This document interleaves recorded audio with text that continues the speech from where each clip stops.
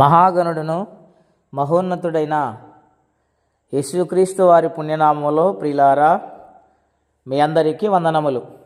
దేవుని వాక్యము ధ్యానిందాము. 113వ కీర్తన 5వ వచనం. ఉన్నతమందు ఆసీనుడై ఉన్న మన దేవుడైన యెహోవాను పోలి ఉన్నవాడెవడు? ఆయన భూమి ఆకాశములను వంగి చూడను అనుగ్రహించుచున్నాడు. ప్రధానులతో, తన ప్రజల ప్రధానులతో వారిని కూర్చుండిబెట్టుటకై ఆయన నేల నుండి దరిద్రులను లేవనెత్తువాడు, పెంటకుప్ప మీద నుండి బేదలను పైకెత్తువాడు.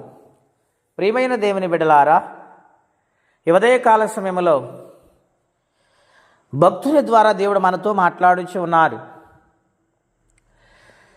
ఉన్నతమైన స్థలములలో ఆసీనుడైన మహాదేవుడు బేదలను, దీనులను కరుణించి ఆయన ఉన్నతమైన స్థితినిస్తానని ఈ ఉదయకాల సమయంలో వాగ్దానం చేస్తూ ఉన్నారు.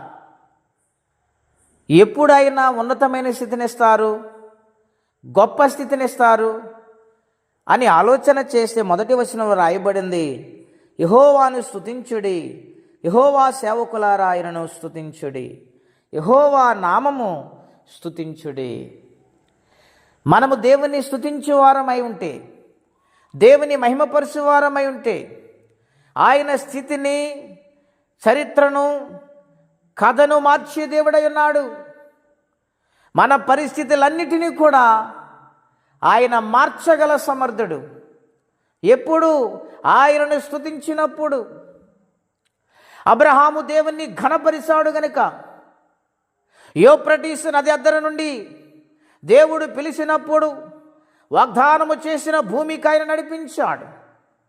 ఆయన అక్కడ దేవుని బలిపీఠము కట్టి ఆయన మహిమపరిచాడు, ఆయన స్తుతించాడు గనుక 24వ అధ్యాయం ఆది కాండంకి వచ్చినప్పుడు అబ్రహాం అన్ని విషయంలో దేవుడు ఆయన దీవించి ఉన్నతమైన స్థితిని అనుగ్రహించారు.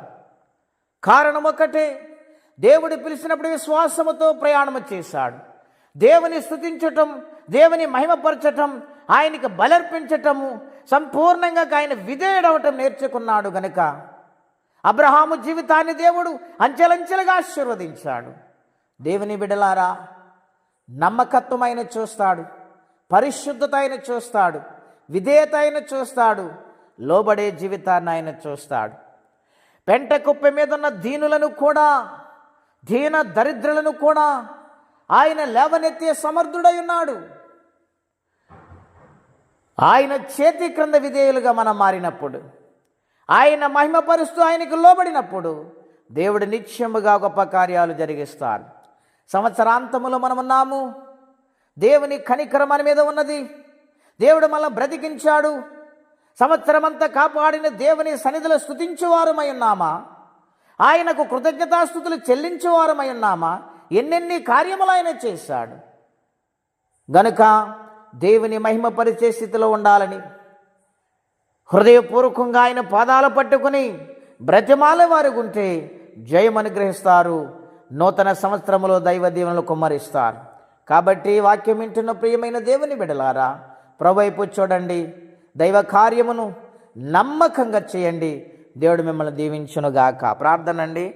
అత్యంత కృప కలిగిన దేవా, మహోన్నతమైన మీ నామం కొరకే వందనాలు. నిన్ను స్తుతించినప్పుడు దీనత్వము నుండి ఉన్నతమైన స్థితికి నడిపిస్తానని వాగ్దానం చేశావు. నాయన, నీ ప్రేమ గొప్పది.